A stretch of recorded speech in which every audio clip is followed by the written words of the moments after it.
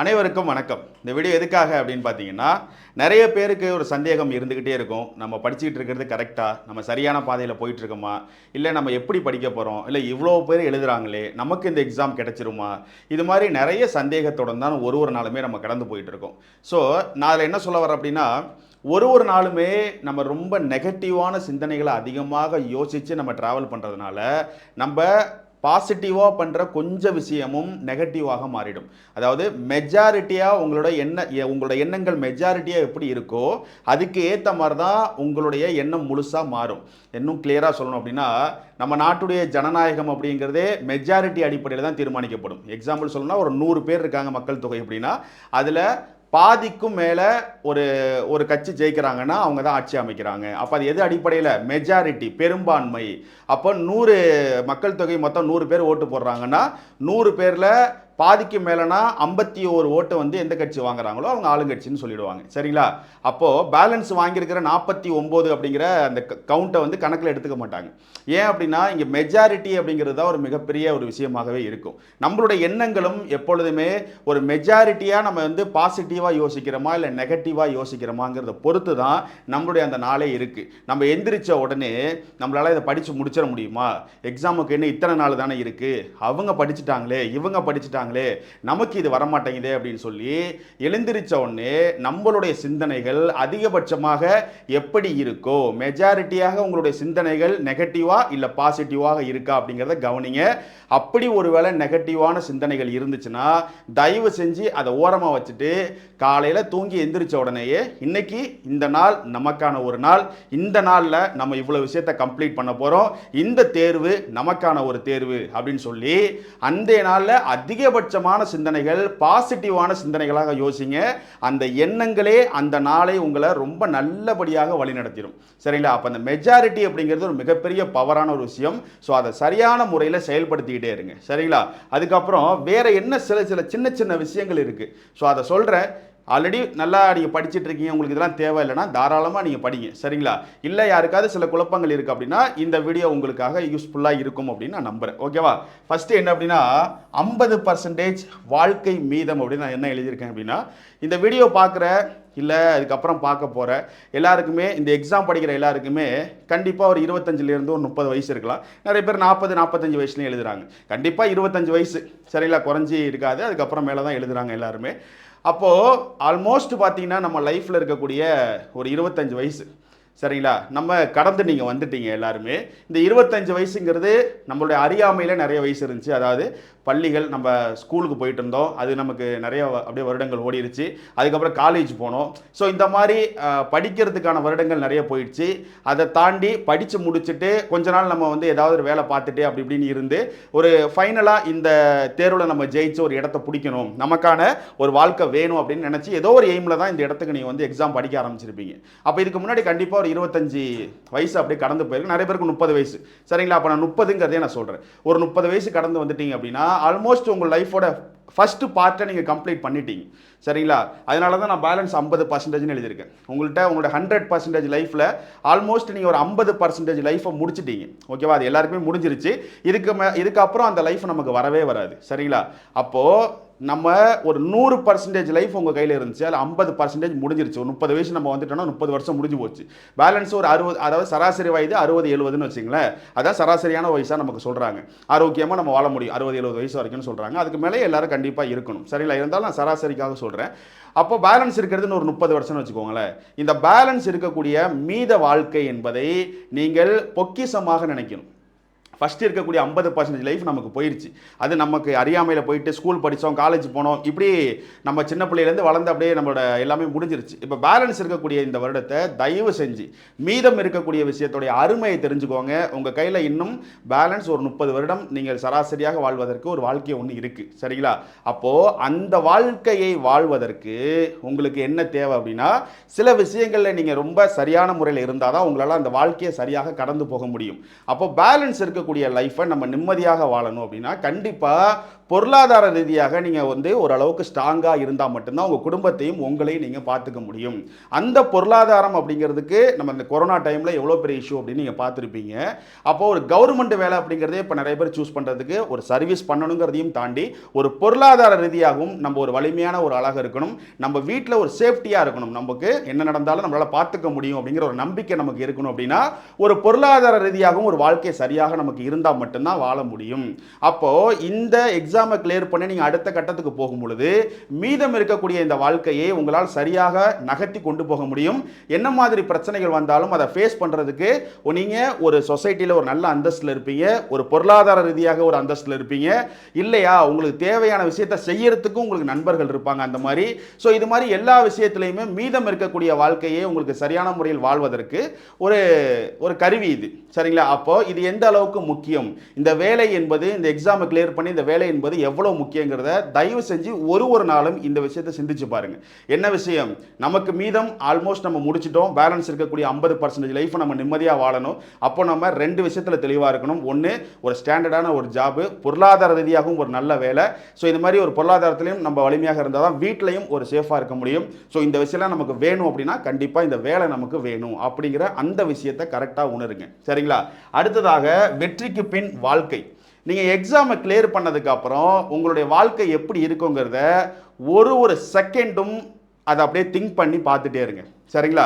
நான் ஒரு நாளும் அப்படின்னு சொல்லவே இல்லை, ஒரு செகண்டு நான் ஏன் சொல்கிறேன் அப்படின்னா அது உங்களுக்கு மைண்டில் அப்படியே இருந்துக்கிட்டே இருக்கணும். இந்த எக்ஸாமை கிளியர் பண்ணால் இந்த சொசைட்டியில் உங்களுடைய பவர் எப்படி இருக்கும், உங்களை இவ்வளவு நாள் இதுக்கு முன்னாடி இந்த படிச்சுட்டு இருக்கும்போது பார்த்துக்கிட்டு இருந்தவங்க எல்லாருமே நீங்கள் எக்ஸாமை கிளியர் பண்ணி ஒரு அரசு வேலைக்கு போனதுக்கப்புறம் உங்களை அவங்க எப்படி பார்க்க ஆரம்பிப்பாங்க, இந்த வேலை கிடைச்சதுக்கப்புறம் நீங்கள் எந்த மாதிரி ஒரு ஃபிட்டான ஒரு ஆளாக இங்கே இருப்பீங்க, உங்களுடைய பிரச்சனைகளை அதை வச்சு நீங்கள் எப்படி சரி பண்ணிட முடியும். ஒரு மரியாதையான ஒரு வாழ்க்கை, பொருளாதார ரீதியாக ஒரு மரியாதையான ஒரு வாழ்க்கை, வீட்டில் மரியாதை, வெளியில் போகும்போது சொசைட்டியில் ஒரு அந்தஸ்து.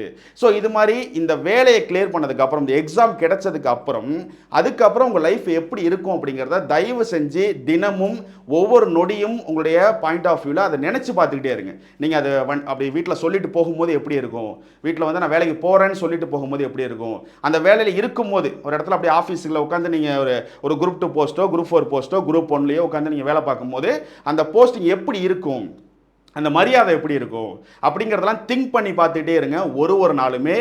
வெற்றிக்கு பின்னாடி நீங்கள் என்ன பண்ண போகிறீங்க, அந்த வாழ்க்கை உங்களுக்கு எப்படி இருக்கும் அப்படிங்கிறத ஒரு நாளும் நீங்கள் சிந்திச்சு பார்த்தீங்கன்னா அந்த வேகமே உங்களை இன்னும் அழுத்தம் கொடுத்து பாசிட்டிவான எண்ணங்களுக்கு தள்ளும். சரிங்களா? அடுத்தது, உங்கள் தேவையை உணருங்கள், உங்கள் தேவையை கனவாக மாற்றுங்கள். இந்த 2 வார்த்தையும் ஒரே விஷயம்தான். என்ன அப்படின்னா, இங்கே எல்லாருக்குமே ஒரு கனவுன்னு ஒன்று இருக்கும். நான் வந்து என்னோட ட்ரீமை அச்சீவ் பண்ணணும், எனக்குன்னு ஒரு கனவு இருக்குது அப்படின்னு சொல்லி எல்லாருக்குமே ஒரு கனவு இருக்கும். கண்டிப்பாக உங்களுக்கு ஒரு வேளை எந்த கனவும் இல்லை, நான் வந்து அப்படிலாம் எனக்கு எதுவும் இல்லை சார், நான் ஒரு எக்ஸாம் கிளியர் பண்ணி வேலைக்கு போய் என் குடும்பத்தை நல்லா பார்த்துக்கணும், இந்த மாதிரியான விஷயங்களுக்கு தான் நான் ப்ராசஸ் பண்ணிகிட்டு இருக்கேன் அப்படிங்கிற மாதிரி உங்களுக்கு ஏதாவது சிந்தனைகள் இருந்துச்சு அப்படின்னா நீங்கள் என்ன மாதிரி யோசிக்கணும் அப்படின்னா, உங்களுடைய தேவை எதையோ அந்த தேவையையே கனவாக மாற்றிக்கொள்ளுங்கள். சரிங்களா? அப்போ உங்களுக்கு தேவை என்ன, இப்போது இந்த சுச்சுவேஷனில் உங்களுக்கு இந்த வேலை வேணும்னு நினைக்கிறீங்க, ஓகேவா? ஏன் அப்படின்னா உங்களுடைய இதுக்கப்புறம் நீங்கள் வாழ போகிற அனைத்து வாழ்க்கை, உங்களோட வாழ்க்கை முழுவதையும் உங்களுடைய கடைசி காலகட்டம் வரைக்கும் உங்களுடைய வாழ்க்கைக்கு இந்த வேலை தான் உதவ போகுது. அப்போ இந்த வேலை எந்த அளவுக்கு முக்கியம் அப்படிங்கிற அந்த தேவை, அதாவது உங்களுக்கு அது தேவை என்பதை உணருங்கள். நமக்கு இந்த வேலை வேணும், இந்த வேலை இல்லை அப்படின்னா நமக்கு அடுத்த கட்ட லைஃப் நம்ம நகர்த்துறது கஷ்டமா இருக்கும். அப்போ இது நமக்கு நீடு. சரிங்களா? அது தேவை, அது வந்து உங்களுக்கு ஆப்ஷன் கிடையாது, அது உங்களுக்கு தேவை என்பதை உணருங்கள். உங்களுக்கு தேவை எதையோ அதையே உங்கள் கனவாக மாற்றிக்கொண்டு அதற்கு அப்போ ஏன் நான் கனவாக மாற்றிக்கொள்ளுங்கள்னு சொல்கிறேன், ஏன்னா கனவாக மாறும்பொழுது அதுக்குடைய வேகம் இன்னும் அதிகமாக இருக்கும், நீங்கள் அதுக்கு இன்னும் அதிகமாக முயற்சி பண்ணுவீங்க. அப்போது உங்களுடைய தேவை எது என்பதை கண்டுபிடித்து உங்களுடைய தேவையையே இந்த தேவை நிறைவேறும் வரை அதை கனவாக வைத்துக் கொள்ளுங்கள். நீங்கள் ஒரு எக்ஸாமை கிளியர் பண்ணணும்னா இந்த எக்ஸாமை கிளியர் பண்ணுறதுங்கிறது இந்த மோட்டிவேஷன் அப்படிங்கிறதெல்லாம் தூக்கி ஓரமாக வைங்க. சரிங்களா? அது கொஞ்சம் நேரத்துக்கு அப்படி வைங்க. இது உங்களுக்கு தேவை. இந்த சொசைட்டியில் நீங்கள் வாழணும், உங்கள் வீட்டை நீங்கள் பார்த்துக்கணும், நீங்கள் ஒரு உங்களுடைய எஜுகேஷனை வச்சு நீங்கள் ஒரு சரியான முறையில் நகரணும். இப்படி எல்லா விஷயத்துக்கும் இந்த வேலை, இந்த எக்ஸாமை கிளியர் பண்ணணுங்கிறது உங்களுடைய பர்சனலாக உங்களுக்கு ஒரு தேவை. அது வந்து ஆப்ஷன்லாம் கிடையாது, அது உங்களுக்கு ஒரு தேவையாக இருக்கும் பட்சத்தில் அதை நீங்கள் கனவாக மாற்றிக்கொண்டு அதற்கு நீங்கள் ஓட ஆரம்பிக்கணும். சார் என்ன சார் ஏன் அதை கனவாக மாற்றணும் அப்படின்னா, அப்படி இல்லை, நம்ம கனவுன்னு சொல்லும் போதே அதுக்கு பவர் அதிகம். நம்ம ட்ரீம், உன்னோட ட்ரீம் என்ன அப்படின்னு ஒருத்தவங்கள்ட்ட கேட்கும்போது அவங்க சொல்லுவாங்க, எனக்கு வந்து கலெக்டர் ஆகணும், எனக்கு வந்து ஒரு பிஸ்னஸ் மேன் ஆகணும் அப்படின்னு சொல்லுவாங்க. ஏன் அப்படின்னா அந்த ட்ரீம் அப்படிங்கிற வார்த்தைக்கு அவ்வளோ ஒரு பவர் உண்டு. நம்ம கேட்டோடனே அவங்க சொல்லுவாங்க. அப்போது நீங்கள் ட்ரீம் அப்படிங்கிற மாதிரி இல்லாமல் இது ஒரு எக்ஸாமாக மட்டும் பார்க்குறீங்கன்னா அப்படி பார்க்காதீங்க. உங்களுடைய தேவை என்பது இந்த எக்ஸாம், இதை கிளியர் பண்ணால் தான் உங்களுடைய அடுத்த கட்ட வாழ்க்கை அப்படிங்கிறத நீங்கள் முடிவெடுக்கும் பட்சத்தில் உங்கள் தேவையையே உங்கள் கனவாக மாற்றிக்கொள்ளுங்கள். சரிங்களா? அப்படி கனவாக மாற்றிக்கொள்ளும் பொழுது ஒரு நாளுமே உங்களுடைய கனவுக்காக நீங்கள் என்ன பண்ணீங்க அப்படிங்கிறத சிந்திச்சு பார்க்கும் பொழுது நீங்கள் அந்த நாளை வேஸ்ட் பண்ணியிருந்தீங்கன்னா நீங்கள் கில்ட்டியாக ஃபீல் பண்ணுவீங்க. சரிங்களா? நம்ம அந்த நாளே வேஸ்ட் பண்ணிட்டோம், நம்ம ரொம்ப தப்பு பண்ணிட்டோம், நம்ம கனவுக்காக நம்ம இன்னும் ஓடணும் அப்படின்னு சொல்லி நீங்கள் கில்ட்டியாக ஃபீல் பண்ணி இன்னும் அதிகமாக அந்த கில்ட்டினஸை சரி பண்ணுறதுக்கு உங்களுடைய பாசிட்டிவிட்டியை அதிகமாக்கிப்பீங்க. சரிங்களா? அப்போது உங்களுடைய தேவை என்பதை உணர்ந்து அந்த தேவையையே கனவாக மாற்றிக்கொண்டு அந்த தேவை நிறைவேறும் வரை உழைத்து கொண்டே இருங்கள். சரிங்களா? அப்புறம் வெற்றி அல்லது தோல்வி நீங்கள் மட்டுமே பொறுப்பு. இது என்ன அப்படின்னா உங்களுடைய வெற்றிக்கும் உங்களுடைய தோல்விக்கும் நீங்கள் தான் முழுமையான பொறுப்பு. இது என்ன அர்த்தம் அப்படின்னா ஒரு எக்ஸாமை கிளியர் பண்ணுறோம் அப்படின்னா யார் வேணாலும் சொல்லி கொடுத்துடலாம். இப்போ நான் சொல்லி கொடுக்குறேன், இல்லை யாரோ இன்னொருத்தங்க ஒரு டீச்சர் சொல்லி தருவாங்க, இல்லை உங்களோட ஃப்ரெண்டு அட்வொகேட்டு நீங்கள் படிக்கிறீங்க, யார் வேணாலும் சொல்லி கொடுத்துடலாம். ஆனால் அதுக்கு நீங்கள் என்ன ப்ராசஸ் பண்ணி அதை உங்களுக்கு ஸ்டோர் பண்ணி அது எக்ஸாமில் போய் எழுதுறது நீங்கள் தான் எழுதணும். சரிங்களா? அப்போ எண்ட் ஆஃப் த டேல நீங்கள் தான் அதுக்கு முழு பொறுப்பு. நான் அடிக்கடி சொல்லுவேன், ஒரு கலவையான ஒரு விஷயம்தான் ஒரு முழுமையான விஷயமா மாறும். எடுத்துக்காட்டுக்கு ஒரு கார் இருக்குன்னா ஒரு கார் என்பது அப்படியே முழுமையாக ஒரு காராகவே தயாரிக்கப்படுவது அல்ல. ஒரு 4 டயர் தனியாக இருக்கும், ஒரு இன்ஜின் தனியாக இருக்கும், அதுக்கு விண்டோ தனியாக இருக்கும், அதுக்கு ஒவ்வொரு விஷயத்தும் அதுக்கு லைட்டு தனியாக இருக்கும். இப்படி ஒவ்வொரு விஷயத்தையும் தனித்தனியாக ஒரு ஆள் செஞ்சு அதை ஒன்றா சேர்க்கும் போது அது காராக மாறும். அப்படி மாறினாலும் அந்த காரை தயாரித்தவங்க ஒன்றும் ஓட்ட போகிறதில்ல, அது ஒருத்தங்க வாங்கிட்டு போய் அவங்க தான் டிரைவ் பண்ண போகிறாங்க. இப்படி ஒரு கார் என்பதே தயாரிக்கப்படுவதற்கு இவ்வளோ விஷயங்கள் தனிப்பட்ட முறையில் செய்யப்பட்டு அது அதுக்கப்புறம் ஒன்று சேரும் பொழுது தான் அது ஒரு காராக மாறுது. அப்படித்தானே புத்தகமும் பார்த்தீங்கன்னா ஒரு பேப்பர் தனியாக இருக்கும், அதில் தனியாக எழுதணும், அதை பிரிண்ட் எடுக்கணும், அந்த பிரிண்டிங்கில் வெளியில் வந்ததுக்கப்புறம் தான் அது புக்கு. அப்போது ஒரு முழுமை என்பதே பல கலவை சேர்ந்தது தான் ஒரு முழுமை. அதே மாதிரி தான் இந்த தேர்வில் நீங்கள் வெற்றி பெறுவதோ தோல்வி பெறுவதோ வேற ஒருத்தவங்க கையிலலாம் இல்லை. இப்போ நான் இருக்கேன், இன்னொருத்தங்க இருக்கேன், இல்லை உங்களோட ஃப்ரெண்ட் யாரோ சொல்லி கொடுக்குறாங்கன்னா அவங்களுடைய வேலையை சரியாக செஞ்சுருவாங்க. உங்களுக்கு சொல்லிட்டு போயிடுவாங்க, இந்த மாதிரி படிங்க, இதெல்லாம் படிங்கன்னு சொல்லிடுவாங்க. ஆனால் அதை நீங்கள் செய்யணும். அதை நீங்களும் சரியாக அதை ப்ராசஸ் பண்ணி பயிற்சி எடுத்து நீங்கள் கரெக்டாக அவுட்புட்டை கொண்டு போய் எக்ஸாம் டைமில் கொடுத்தா மட்டும்தான் அந்த நான் சொல்லி கொடுத்தது நீங்கள் படித்தது இதெல்லாம் சேர்ந்து தான் ரிசல்ட்டாக வெளியில் வரும். அப்போ ரிசல்ட் என்ற ஒரு முழுமை நான் சொல்லிக் கொடுக்கறது, சொல்லிக் கொடுத்ததுக்கு அப்புறம் நீங்கள் படிக்கிறது, அதை நீங்கள் ட்ரெயின் பண்ணி பார்க்கறது, இது போன்ற கலவை, இந்த கலவை எல்லாம் சேர்ந்தது தான் உங்களுடைய ரிசல்ட் என்ற ஒரு முழுமையான ஒரு விஷயம். அப்போ அந்த ரிசல்ட் சரியாக வரலை அப்படின்னா அதுக்கு ஃபஸ்ட்டு நம்மளை பொறுப்பெடுத்துக்கிட்டு நம்ம ஏதோ தப்பு பண்ணியிருக்கோங்கிறத நீங்கள் மாற்றிக்கணும், அதை என்னன்னு யோசிக்கணும். சுற்றி காரணங்கள் சொல்லிக்கிட்டே இருக்கக்கூடாது. நான் வந்து கிளியர் பண்ணாததுக்கு காரணம் இதுதான், அதுதான், எங்கள் வீட்டில் இந்த பிரச்சனை அந்த பிரச்சனை அப்படின்னா நீங்கள் ஏன் கிளியர் பண்ணலை அப்படிங்கிறத சொல்கிறதுக்கு நீங்கள் இருக்கலாம், ஆனால் அதை கேட்கறதுக்கு இங்கே யாரும் ரெடியாக இருக்க மாட்டாங்க. அதுவே நீங்கள் உங்களோட தேர்வில் அவ்வளவு காரணங்களை வைத்துக்கொண்டும் நீங்கள் அந்த தேர்வில் வெற்றி பெற்றுட்டீங்க அப்படின்னா நீங்கள் எப்படி வெற்றி பெற்றீர்கள் என்பதை கேட்பதற்கு இங்கே 1000 பேர் லைனில் நிற்பாங்க உங்களை இன்ஸ்பிரேஷனாக எடுத்துக்கிறதுக்கு. அப்போ ஒரே விஷயம் எப்படி மாறுது பாருங்கள். நீங்கள் உங்களுடைய கஷ்டங்கள் இருக்குது, உங்கள் வீட்டில் சுற்றி கஷ்டம் இருக்குது, ப்ராப்ளம் இருக்குது, அந்த காரணங்கள் உங்களை சுற்றி இருக்குது. ஆனால் அதே காரணங்களை வைத்துக்கொண்டு நீங்கள் தேர்வில் வெற்றி பெற்றால் இவ்வளவு காரணங்களை வச்சுக்கிட்டு நீங்கள் எப்படிங்க ஜெயிச்சிங்க அப்படின்னு உங்கள் வாயால் அந்த விஷயத்தை கேட்கணும்னு நினைப்பாங்க, அதை இன்ஸ்பிரேஷனாக எடுத்துப்பாங்க. அதுவே காரணங்களை வைத்துக்கொண்டு நீங்கள் அந்த தேர்வில் தோக்குறீங்க, ஒரு தோல்வியை சந்திக்கிறீங்க அப்படின்னா நீங்கள் ஏன் தோத்தீங்கன்னு நீங்கள் காரணத்தை சொன்னீங்கன்னா அதை கேட்கறதுக்கு இங்கே யாருமே ரெடியாக இருக்க மாட்டாங்க. அப்போ ஒரே விஷயந்தான், ஆனால் அது எப்படி மாறுதுங்கிறத பாருங்கள். அப்போது காரணங்களை சொல்லிக்கிட்டு இருக்காதீங்க. ஏன் அப்படின்னா நீங்கள் காரணத்தை சொல்வதால் டிஎன்பிஎஸ்சி என்பவங்க ஒரு எக்ஸாமை நிறுத்தி வைங்கன்னு சொல்ல மாட்டாங்க, இவங்களுக்காக திரும்பி எக்ஸாமை வைங்கன்னு சொல்ல மாட்டாங்க. நீங்கள் சொல்கிறத கேட்கறதுக்கும் இங்கே யாரும் அவ்வளோவா இருக்க மாட்டாங்க. அப்போது யதார்த்தம் என்ன, எவ்வளவு காரணங்கள் இருந்தாலும் உங்கள் வெற்றியும் உங்கள் தோல்வியும் உங்களுடையது தான் முழுவதுமாக பொறுப்பு. நீங்கள் வெற்றி பெற்றால் அது முழுவதுமாக உங்களுடையது, அது யாருக்கும் நீங்கள் கொடுக்க வேண்டாம். அதேமாரி தோல்வி பெற்றாலும் அது ஆமாம் நான் இந்த தப்பு பண்ணிட்டேன், அதனால தான் இந்த தோல்வி, நான் அடுத்த டைம் அதை திருத்திக்கிறேன் அப்படின்னு சொல்லி அதை திருத்தம் செய்து உடனடியாக அடுத்ததில் வெற்றி பெற்றணும். அப்போது ஒரு தோல்வியோ வெற்றியோ அந்த பொறுப்பை நாம் முழுவதுமாக எடுத்துக்கொள்கிற ஒரு பக்குவம் இருக்கணும். அந்த பக்குவத்தை அடுத்த டைம் கரெக்டாக ஹேண்டில் பண்ணிடணும். இதையும் தினமும் நீங்கள் சிந்திக்கணும். நம்ம தோல்வியா வெற்றி பெற்றோமா, நம்ம தோல்வி பெற்றோம் அப்படின்னா அதுக்கு என்ன காரணம், நம்ம வெற்றி பெற்றோம் அப்படின்னா அதோட ஒரு பெரிய வெற்றியை நம்ம அடுத்தது எப்படி அடைவது அப்படின்னு ஒரு நாளும் நீங்கள் சரியான முறையில் சிந்திக்கணும். அடுத்தது உங்களுக்காக வாழ்க்கை காத்திருக்காது. கண்டிப்பாக இந்த வார்த்தை ரொம்ப சாதாரணமானதெல்லாம் கிடையவே கிடையாது. ஏன்னா இந்த உலகத்தில் நம்ம இந்தியாவில் மட்டுமே 130 கோடிக்கு மேலே மக்கள் தொகை இருக்காங்க. அப்போ உலகம் முழுவதும் எவ்வளோ பேர் இருப்பாங்க? இவ்வளவு மக்கள் தொகை கொண்ட இந்த உலகத்தில் நாம் ஒருவருக்காக இந்த வாழ்க்கை காத்திருக்காது, நேரமும் நிற்காது. நான் இப்போ நேரமும் நிற்காதுன்னு முதல் டைம் உங்கள்கிட்ட சொன்னேன்ல, அப்போ அந்த ஒரு செகண்ட் ஓடி இருக்கணும், அந்த செகண்ட் இப்போ வருமானா வராது. அப்போது இந்த நேரம் என்பது எவ்வளோ பெரிய விஷயம்.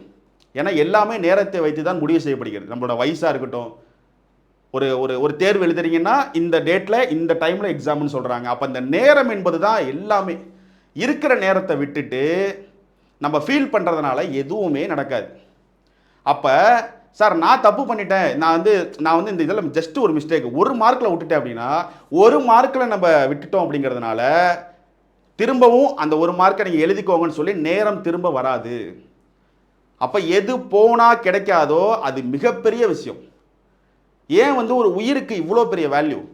ஒருத்தங்களுடைய உயிர் அப்படிங்கிறது எவ்வளோ பெரிய வேல்யூபிளான விஷயம். ஏன் அப்படின்னா அது ஒரு டைம் போயிட்டா திரும்ப கிடைக்காது. இப்போ இதுவே நம்ம கையில் ஒரு சின்னதாக அடிபட்டுருக்குன்னா நான் ஹாஸ்பிட்டலில் போய் சரி பண்ணிக்கலாம், அது வந்துடும். ஆனால் உயிர் அப்படின்னு சொல்கிறது, அந்த உயிர் போயிட்டுனா திரும்ப வராதுங்கிறதுனால தான் அந்த உயிர் அவ்வளவு பெரிதாக மதிக்கப்படுகிறது. அதே மாதிரி தான் இந்த நேரம். நீங்கள் இல்லை சார் எனக்கு இந்த பிரச்சனை இருக்குது, அந்த பிரச்சனை இருக்குது, இல்லை இந்த எக்ஸாம் எனக்கு கிளியர் பண்ண முடியுமா முடியாதா, இல்லை என்ன நடக்கும் என்ன நடக்காது, இப்படி நீங்கள் சிந்திச்சுக்கிட்டே இருக்கிறதுனால உங்களுக்கு அந்த டைம் திரும்ப கிடைக்கவே கிடைக்காது. இந்த ஜூன் 9ஆம் தேதியை விட்டுட்டீங்கன்னா அடுத்த ஜூன் 9 இதே எக்ஸாம் நடக்கும்னு உங்களுக்கு உத்தரவாதம் கிடையாது. அப்போ கண்ணுக்கு தெரிஞ்ச ஒரு டார்கெட்டை அச்சீவ் பண்ணுறதுக்கு ஃபஸ்ட்டு என்ன பண்ணணுமோ அது முழுவதுமாக இறங்கி பண்ணுங்க. உங்களுடைய முயற்சி 100% இருக்கும் பட்சத்தில் நீங்கள் ரிசல்ட்டை எதிர்பார்க்கலாம், வேணால் அது உங்ககிட்ட வந்துடும். எப்பொழுதுமே ரிசல்ட்டை எதிர்பார்த்து வேலை பார்க்காதீங்க. உங்களுடைய ப்ராசஸ், நீங்கள் அந்த ரிசல்ட்டுக்காக என்ன பண்ணுறீங்கிறத சரியாக பண்ணினீங்கனாலே உங்கள் வேலை அவ்வளோதான் முடிஞ்சு போச்சு. எக்ஸாமை எழுதிட்டு அந்த 3 மணி நேரத்தோடு நீங்கள் வெளியில் வந்துடணும், அதோட நம்ம வேலை முடிஞ்சு போச்சு. அந்த எக்ஸாம் பேப்பரை திருத்தி அதுக்கான ரிசல்ட்டை விடுறது யார்? கவர்மெண்ட்லேருந்து விடுவாங்க. அதே மாதிரி தான் அப்போது உங்களுக்காக நேரம் என்பதும் வாழ்க்கை என்பதும் கண்டிப்பாக காத்திருக்காது. அந்த உண்மையை நீங்கள் ஒரு நாளும் உணர வேண்டும். நான் வந்து கொஞ்சம் இன்னைக்கு வெளியில் போயிட்டு அதனால் நாளைக்கு படிச்சுக்கிறேன் அப்படிங்கிறதுனால, நீங்கள் கொஞ்சம் வேலை இருந்துச்சுங்கிறதுனால உங்களுக்கு அந்த நாள் திரும்ப கிடைக்க போகிறதில்ல. இப்படி இந்த ஒரு நாளுடைய அருமை அப்படிங்கிறது நமக்கு தெரிஞ்சாலே நம்ம என்ன பண்ணுவோம், அந்த இருக்கிற நேரத்தை சரியாக பயன்படுத்திப்போம். நமக்கு இங்கே யாரும் சொல்லலை, நம்மளுக்கு இப்போ உங்களுக்கு 30 வயசு ஆகுதுன்னா உங்களால் இந்த வயசில் தான் ஓட முடியும், ரொம்ப ஆக்டிவாக இருக்க முடியும். ஒரு 40-45 வயசுக்கு அப்புறம் நம்மளால் ஆக்டிவாக இருக்க முடியாது, ஏன்னா வயது முதிர்ச்சின்னு ஒன்று இருக்குது. அப்போது இந்த நேரத்தில் நம்ம ஓடுவதற்கான டைம் இது. இந்த ஓடுவதற்கான இந்த நேரத்தில் நீங்கள் ஓடுவதை நிறுத்திவிட்டால், இல்லை ஓடுவதை தாமதித்தால், அமர்ந்து உட்காந்து ரெஸ்ட் எடுக்க வேண்டிய நேரத்தில் நீங்கள் ஓட வேண்டியதாகிடும். 30 வயசு 35 வயசுக்குள்ளே நீங்கள் இப்போ படிச்சுட்டு இருக்கீங்கன்னா நீங்கள் ஓடி அந்த இடத்த பிடிச்சிருங்க. இல்லைன்னா 45-50 வயசில் நீங்கள் அமர்ந்து ஒரு இடத்துல அப்படி ரெஸ்ட் எடுக்கணும், அந்த ஏஜ்லலாம் கொஞ்சம் ரிலாக்ஸாக இருக்கணும் அப்படிங்கிற ஒரு ஏஜ், அந்த வயசில் நீங்கள் ஓடுற மாதிரி ஆகிடும். இப்போ தயவு செஞ்சு இந்த வாழ்க்கையுடைய நேரத்தை தயவு செஞ்சு புரிஞ்சுக்கோங்க. இது வந்து நான் எப்பொழுதும் சொல்லுவேன், மோட்டிவேஷனுக்குலாம் கிடையாது, யதார்த்தத்தை நான் சொல்கிறேன், அவ்வளோதான். இது உங்களுக்கு மட்டும் இல்லை, இது எனக்கும் பொருந்தும். எனக்கும் இந்த நிமிடம் போயிட்டே எனக்கு திரும்ப இந்த நிமிடம் கிடைக்காது. நானும் ஏதாவது ஒரு செய்யணும்னு ஒரு பிளான் பண்ணால் அதை இன்றைக்கே செய்யணும். நான் ஒரு பிளான் பண்ணால் அதை செஞ்சு தான் ஆகணும். அதை விட்டுட்டேன்னா எனக்கு திரும்ப இந்த நாள் கிடைக்காது. இது உலகத்தில் இருக்கிற எல்லாருக்கும் பொதுவானது. தயவு செஞ்சு உங்களுக்காக வாழ்க்கை காத்திருக்காது என்ற உண்மையை ஒவ்வொரு நாளும் சிந்தித்து அதுக்கேற்ற மாதிரி ஒரு நிமிடத்தையும் வேஸ்ட் பண்ணாமல் யூஸ் பண்ணுங்க. கடைசியாக ஒரு முக்கியமான பாயிண்ட்டு, பாசிட்டிவ் நெகட்டிவ்னு சொல்லுவாங்க. அதாவது இந்த நெகட்டிவான விஷயங்களுக்கெல்லாம் அதிகமான கவனங்களை கொடுக்காதீங்க. ஏன் நான் சொல்கிறேன் அப்படின்னா, உங்களுக்கு கஷ்டம்னு ஒரு விஷயம் வருதுன்னா அந்த கஷ்டத்தை சரி பண்ணுறதுக்கு ஒரு ஆப்ஷன் அதிலே இருக்கும், அதை நீங்கள் தான் கண்டுபிடிக்கணும். நான் இன்னும் எக்ஸாம்பிள் கிளியராக சொல்லணும் அப்படின்னா, இப்போது ஒரு டெக்னாலஜி வைஸாக சொல்லுங்கள். இப்போ யூடியூப்பில் ஒரு நெகட்டிவ் கமெண்ட் வருதுன்னு வச்சுங்க. கமெண்ட் வந்துட்டு அது நெகட்டிவ், ஆனால் அந்த நெகட்டிவ் கமெண்ட் வந்த இடத்துலையே அங்கே ஒரு ஆப்ஷன் இருக்கும். அதை போய் பார்த்தா ரிமூவ் திஸ் கமெண்ட்னு ஒரு ஆப்ஷன் இருக்கும். அதை ரிமூவ் பண்ணி விட்டால் அந்த கமெண்ட் ஓடி போயிடும், முடிஞ்சு போச்சு, அவ்வளோதான். அப்போது நெகட்டிவ் கமெண்ட் இருக்கிற அதே இடத்துலையே அதை ரிமூவ் பண்ணுறதுக்கு ஒரு ஆப்ஷன் வருது. அதே மாதிரி உங்களுடைய கஷ்டங்கள் உங்களுக்கு ஏதாவது ஒன்று வந்துருச்சு, ஒரு நெகட்டிவாக ஒரு விஷயம் நடக்குதுன்னா அந்த நெகட்டிவை சரி பண்ணி பாசிட்டிவாக மாற்றுறதுக்கும் ஒரு வழி இருக்கும். அப்படி அந்த வழி இல்லைன்னா அந்த நெகட்டிவை அவாய்ட் பண்ணுறதுக்கு, அதாவது அதை தள்ளி விடுறதுக்கும் உங்களுக்கு ஒரு ஆப்ஷன் இருக்கும். இந்த ரெண்டுத்தில் ஏதாவது ஒன்று கண்டிப்பாக அந்த நெகட்டிவ் அப்படிங்கிற விஷயத்தில் இருக்கும். அதனால் அந்த நெகட்டிவான விஷயத்துக்கு ரொம்ப ரியாக்ட் பண்ணாதீங்க. ஏன்னா இப்போ உங்களுடைய வேலை என்னவோ அந்த வேலையை நீங்கள் செஞ்சுட்டு நீங்கள் பாட்டுக்கு அப்படி ஓரமாக போயிடலாம். அதுக்கு மேலே நம்ம மற்றவங்க என்ன பண்ணுறாங்கன்னு பார்க்கணுங்கிற அவசியம் கிடையாது. இப்போ நீங்கள் எக்ஸாமுக்கு படிக்கிறீங்க, எக்ஸாம் படிச்சுட்டு ஒரு வேலைக்கு போயிட்டு உங்களுடைய வாழ்க்கையை நீங்கள் வாழ போகிறீங்க. இதுதான் உங்களுடைய ப்ரொசீஜர். அதை விட்டுட்டு மற்றவங்க என்ன பண்ணுறாங்க, அவங்க கிளியர் பண்ணாங்களா, இவங்க கிளியர் பண்ணாங்களா, அவங்கள ஏதாவது குறை சொல்லலாமா, இல்லை இவங்களை ஏதாவது சொல்லலாமா அப்படின்னு நீங்கள் எக்ஸாமில் ஜெயிச்சதுக்கு அப்புறமும் பார்த்துக்கிட்டு இருந்தீங்கன்னா உங்கள் வாழ்க்கை அங்கே போயிடும். அப்போது உங்களுடைய வேலை என்பதை நீங்கள் சரியாக செஞ்சு ஓரமாக போயிடணும். அதுக்கு என்ன வேணும், நெகட்டிவ் கமெண்ட்ஸோ இல்லை நெகட்டிவான ஏதாவது ஒரு விஷயம் நடந்தால் அது அப்படி ஓரமாக தள்ளிடணும். ஒன்று அந்த நெகட்டிவை சரி பண்ணி பாசிட்டிவாக மாற்ற பாருங்கள். முடியல அப்படின்னா அந்த நெகட்டிவை ரிமூவ் பண்ணி விட்டுருங்க, அவ்வளோதான். நான் அதனால தான் அந்த எக்ஸாம்பிளே சொல்கிறேன், நெகட்டிவ் கமெண்ட்ஸ் வர இடத்துல அது ரிமூவ் பண்ணுறதுக்கு நமக்கு ஆப்ஷன் உண்டு. அப்போ அதுதானே யதார்த்தம். அப்போ உங்களுடைய பாசிட்டிவ், நீ மெஜாரிட்டியாக உங்களோட சிந்தனைகள் எப்படி இருக்கோ அதுதான் அந்த நாள், அதுதான் உங்களுக்கான அந்த நாள். நீங்கள் அந்த நாள் எந்திரிச்ச உடனே மெஜாரிட்டி உங்களோட அதிகபட்சமான சிந்தனைகள் பாசிட்டிவாக இருந்துச்சு அப்படின்னா அந்த நாளே பாசிட்டிவாக இருக்கும். அதுவே அதிகபட்சமான சிந்தனை நெகட்டிவாக இருந்துச்சுன்னா அந்த நாளே ரொம்ப நெகட்டிவாக தான் இருக்கும். எண்ணம் போல் வாழ்க்கைன்னு ஒரு விஷயம் சொல்லுவாங்க, அதெல்லாம் ரொம்ப ரொம்ப உண்மையானது. உங்களுடைய எண்ணம் எப்படியோ அது போல தான் உங்கள் வாழ்க்கை. உங்கள் எண்ணம் ரொம்ப பாசிட்டிவாக இருக்குது அப்படின்னா கண்டிப்பாக உங்கள் சுற்றி இருக்கிறவங்களும் பாசிட்டிவாக இருப்பாங்க, நீங்களும் பாசிட்டிவாக இருப்பீங்க. அப்படி பாசிட்டிவாக இருக்கும் பொழுது நமக்கு தேவையானதை நம்ம ரொம்ப எளிதாக செஞ்சு முடிச்சிடலாம். அப்போ இந்த எக்ஸாம் அப்படிங்கிறத நினச்சி நீங்கள் படிக்கும் பொழுது அதில் வரக்கூடிய நெகட்டிவ், யாராவது உங்கள் சொந்தக்காரங்க எப்படி சொல்லிட்டாங்க சார், ஏன்னா அவங்க இப்படி சொல்லிட்டாங்க சார்னா ஒரு விஷயத்தை யோசிச்சு பாருங்கள். இப்போ உங்களுக்கு ஒரு சொந்தக்காரங்க இருப்பாங்க, நீங்கள் சொல்வீங்க என் சொந்தக்காரன் வந்து இப்படி சொல்லிட்டாங்க அப்படி சொல்லிட்டாங்க, நான் அவங்கெல்லாம் இப்படி அவங்க முன்னாடி நான் அப்படி வரணும், அவங்க இப்படி சொல்லிட்டாங்க அப்படின்னு நம்ம சொந்தக்காரங்கள்லாம் சொல்லுவோம்ல. நல்லா யோசிச்சு பாருங்கள், உங்கள் சொந்தக்காரங்களுக்கு நீங்கள் அவங்களுக்கு சொந்தக்காரங்க, அவங்களும் அதே வார்த்தையை சொல்லுவாங்கல்ல, ஏன் சொந்தக்காரங்களாம் என்ன இப்படி பண்ணிட்டாங்க, நான் அவங்களுக்கு முன்னாடி இப்படி வரணும் அப்படின்னு. அப்போது இதில் என்ன உண்மை இருக்குன்னா ஒன்றுமே கிடையாது. நீங்கள் யாருக்காகவும் உங்களை வந்து ப்ரூவ் பண்ணி காட்டணுங்கிற அவசியம்லாம் வேண்டாம். உங்களுக்கான இந்த வாழ்க்கையை தான் நீங்கள் வாழ போகிறீங்க. நீங்கள் உங்கள் சொந்தக்காரங்க இல்லை அவங்க இப்படி அவங்களுக்கு நீங்கள் யார், நீங்கள் சொந்தக்காரங்க. உங்களுடைய மாமான்னு ஒருத்தர் இருக்கார் அப்படின்னா அவரை நீங்கள் சொந்தக்காரங்கன்னு சொல்கிறீங்கன்னா உங்கள் மாமா என்ன சொல்லுவார், அவரோட சொந்தக்காரங்கன்னு உங்களை சொல்லுவார். அப்போ அது உண்மை கிடையாது. அப்போ என்ன, நீங்கள் யாருக்காகவும் எதுவும் பண்ண வேண்டாம், உங்களுக்காகவும் உங்களை சார்ந்து இருப்பவர்களுக்காகவும் நீங்கள் ஒரு விஷயத்தை செய்யணும்னு நினைங்க. செஞ்சு முடிச்சதுக்கப்புறம் அந்த விஷயத்தை வச்சு உங்கள் கூட இருக்கிறவங்களுக்கு நல்லது பண்ணுங்கள், சந்தோஷமாக வாழுங்க. சரிங்களா? இருக்கிறது கண்டிப்பாக இந்த வார்த்தை பல முறை நீங்கள் கேட்டிருந்தாலும் இது ரொம்ப ரொம்ப உண்மை. இருக்கிறது ஒரே ஒரு வாழ்க்கை தான். சரிங்களா? ஒரு முறை தான் நம்ம பிறந்திருக்கோம், ஒரு முறை தான் நம்ம வாழ போகிறோம். இந்த ஒரு வாழ்க்கை என்பது இந்த நெகட்டிவ் பாசிட்டிவ் இந்த மாதிரி விஷயங்கள் உள்ளே போய் சிக்கிடாமல் பாசிட்டிவாக மட்டுமே இருங்க. ஏன்னா நீங்கள் நெகட்டிவாக இருக்கீங்கிறதுனால இந்த வாழ்க்கை அப்படியே நிற்க போகிறது இல்லை. இப்போ பாவம்ப்பா அவர் சிந்திச்சிட்டு இருக்காருப்பா, நெகட்டிவாக இருக்காருப்பா, இந்த டைமை கொஞ்சம் நிப்பாட்டுங்கப்பா அப்படின்னு யாராவது இந்த டைமை நிப்பாட்டுவாங்கன்னு கேட்டால் நிப்பாட்ட மாட்டாங்க. அப்போது நீங்கள் என்ன பண்ணாலும் அதை இங்கே பார்க்கறதுக்கெல்லாம் ஆளே கிடையாது. அந்த உண்மையை நினச்சிக்கிட்டு இல்லை நீங்களே மனசில் நினைக்கணும், நம்ம இப்போ இப்படி சோர்வாக உட்கார்றதுனால எந்த பயனும் இல்லை, இது நமக்கு தான் லாஸு, நம்ம இப்படி நெகட்டிவாக யோசிக்கிறதுனால நமக்கு தான் லாஸு, இப்படி யோசிக்க வேண்டாம், இதை தூக்கி போட்டுட்டு நம்ம வேலையை பார்ப்போம் அப்படின்னு பாசிட்டிவாக நீங்களே உங்களை ஓவர் கம் பண்ணி மாற்றிக்கிட்டே இருங்க. நிறைய ஹவுஸ் ஒய்ஃப் படிக்கிறாங்க, அவங்களுக்கு இல்லாத பிரச்சனைகள் கண்டிப்பாக இருக்காது. அவங்க வீட்டை எமோஷ்னலாக ஹேண்டில் பண்ணணும், அதையும் தாண்டி அவங்க படிக்கணும், டைமிங் வேணும். நான் நிறைய கமெண்ட்ஸ்லாம் நீங்கள் போடுற கமெண்ட்ஸ்லாம் நம்ம டீம் படிப்பாங்க. நம்ம இதில் வந்து டீம் ஒரு 5, 6, 7 பேர் இருக்காங்க. அவங்க எல்லோரும் இந்த கமெண்ட்ஸ்லாம் படிப்பாங்க. நானும் பர்சனலாக கமெண்ட்ஸ்லாம் பார்ப்போம். ஏன்னா நிறைய கமெண்ட்ஸ் வரதுனால நம்மளால் அதை ரிப்ளை பண்ணுறது கஷ்டமாக இருக்கும், நிறைய கமெண்ட்ஸ் வரும். ஆனாலும் அதில் என்ன இருக்குங்கிறத நான் படித்து பார்ப்பேன். நிறைய பேர் என்ன சொல்லுவீங்கன்னா, சார் எங்களுக்கு இந்த டைமில் கிளாஸ் எடுத்தால் நல்லாயிருக்கும், அந்த டைம் எங்களுக்கு நைட் டைம். அப்போ நான் ஒவ்வொருத்தங்களையுமே அப்போ எவ்வளோ ஆர்வமாக அவங்க அந்த விஷயத்தை படிக்கணும்னு நினைக்கிறாங்கிறத நினச்சி நான் சந்தோஷப்படுவேன். அந்த விஷயத்தை பண்ண முடியாதுங்கிற சூழ்நிலைகளை பார்க்குறது வேறு. ஆனால் ஒவ்வொருத்தங்களும் சார் நைட் டைமில் நடத்துங்க, சார் இந்த டைமில் நடத்திங்கன்னா நான் ஃப்ரீயாக இருப்பேன், நான் ஃபுல் டைமாக உட்காந்து படிப்பேன் அப்படின்லாம் சொல்லும்போது, அப்போ அவங்கெல்லாம் அவங்க டைம் ஃப்ரீயாக இருக்கும்போது அந்த ஃப்ரீ டைமை படிக்கிறதுக்குன்னு ஃபுல்லாக யூஸ் பண்ணணும்னு நினைக்கிறாங்க. அப்படிங்கிறத பார்த்து எனக்குலாம் ரொம்ப சந்தோஷமாக இருக்கும். உண்மையை சொல்லப்போனால் இப்போ நமக்கே 100 கமெண்ட் வருதுன்னா அதில் 5 கமெண்ட் நெகட்டிவ் கமெண்ட் வரும். சரி, இந்த 5 கமெண்ட்டை நான் பார்த்துட்டு உட்காந்துருக்க முடியுமான்னு கேட்டால் அது என் வேலை கிடையாது. என் வேலை என்ன அப்படின்னு நான் இப்போ என்னோட இதில் நான் இந்த ஆங்கிளில் சொல்ல, என் வேலை என்னென்னா இங்கே வந்து ஒரு சப்ஜெக்டை உங்களுக்கு புரிகிற மாதிரி கிளாஸ் எடுக்கணும், அது எக்ஸாமில் எப்படி வரும்னு சொல்லணும். இது என்னுடைய வேலை.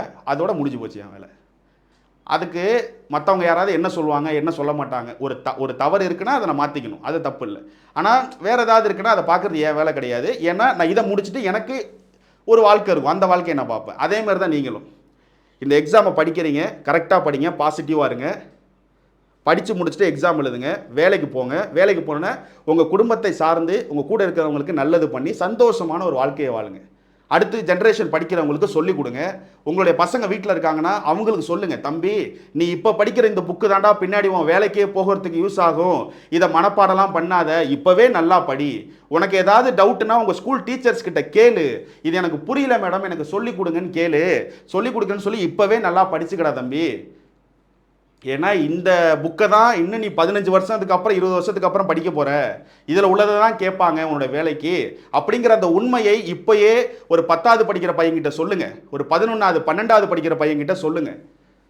10th 11th 12th பப்ளிக் எக்ஸாம்லாம் எழுதுறவங்க உங்கள் வீட்டில் இருக்காங்க, இல்லை உங்களுக்கு பக்கத்தில் இருக்காங்கன்னா அவங்ககிட்ட சொல்லுங்கள், தம்பி நீ இப்போ படிக்கிற புக்கை தான் இன்னொரு 6 வருஷம் கழிச்சு நீ அரசு வேலைக்கு போகணுன்னா படிப்ப, இப்போவே அந்த புக்கோடைய வேல்யூ தெரிஞ்சுக்க. இதெல்லாம் நாங்கள் ஸ்கூலில் படிக்கும் போது இப்படி நாங்கள் எடுத்துக்கல, அதனால தான் நாங்கள் இப்போ திரும்ப அந்த புக்கை உட்காந்து படிக்க கஷ்டப்படுறோம், அதனால் இப்படிலாம் பண்ணாதீங்கடா தம்பி நல்லா படிங்க அப்படின்னு சொல்லுங்கள். நீங்களே அந்த புக்கில் இருக்கிறத சொல்லிக் கொடுங்க.